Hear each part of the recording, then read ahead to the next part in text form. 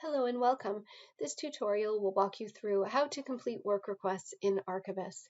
From your Archibus homepage, look for the Craftsperson bucket and click Complete Work Requests.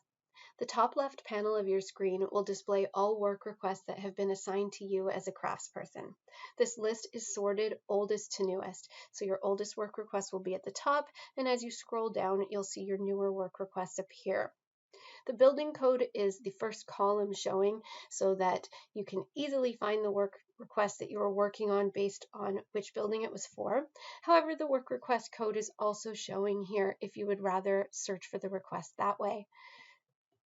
If you scroll over to the right, there are additional work request fields. The only reason that these are there are so that you have the ability to export this list out to a PDF or an Excel spreadsheet. You also have sorting and filtering capability here. So if you wished to sort your requests in your list by building, simply click this up arrow next to the building code heading, and it's going to sort your request by building. This would easily allow you to then group your requests. So there are two here for any 9. Maybe I wanted to go out and do both of the requests in any 9 on the same day. There's also filters available. So if your list was quite long and you were looking for a request in a specific building, you can type that building in at the top here, hit enter, and your list will be restricted to show you only requests for the building that you typed in.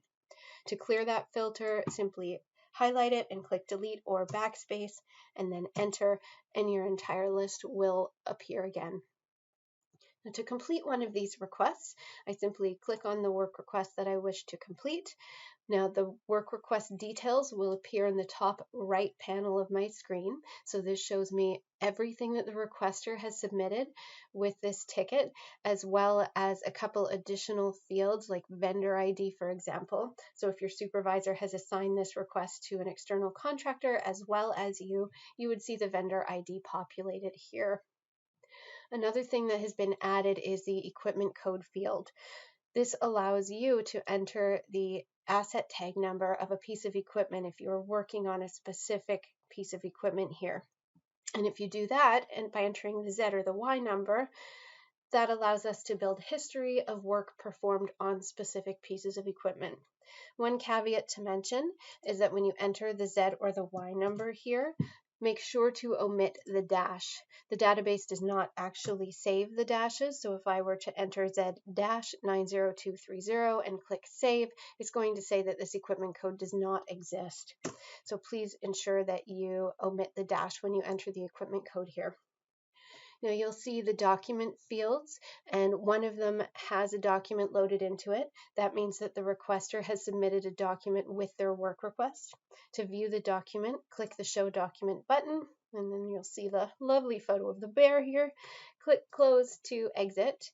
The additional document fields are showing uploaded document. That means that there is no document currently attached to this field, which gives you the opportunity to upload a document when you're completing the work request if you choose.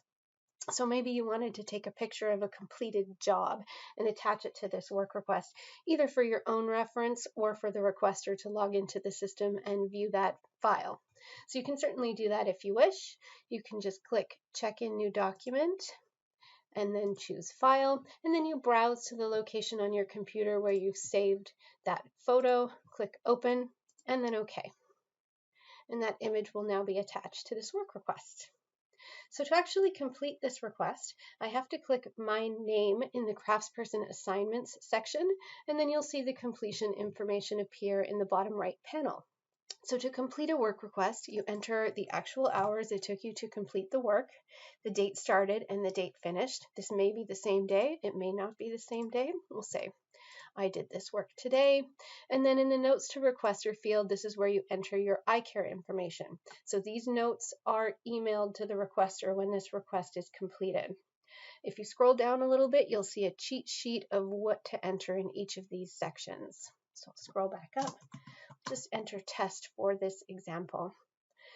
So if I'm done with this request and I want to complete it, I would click the Complete Work Request button at this time.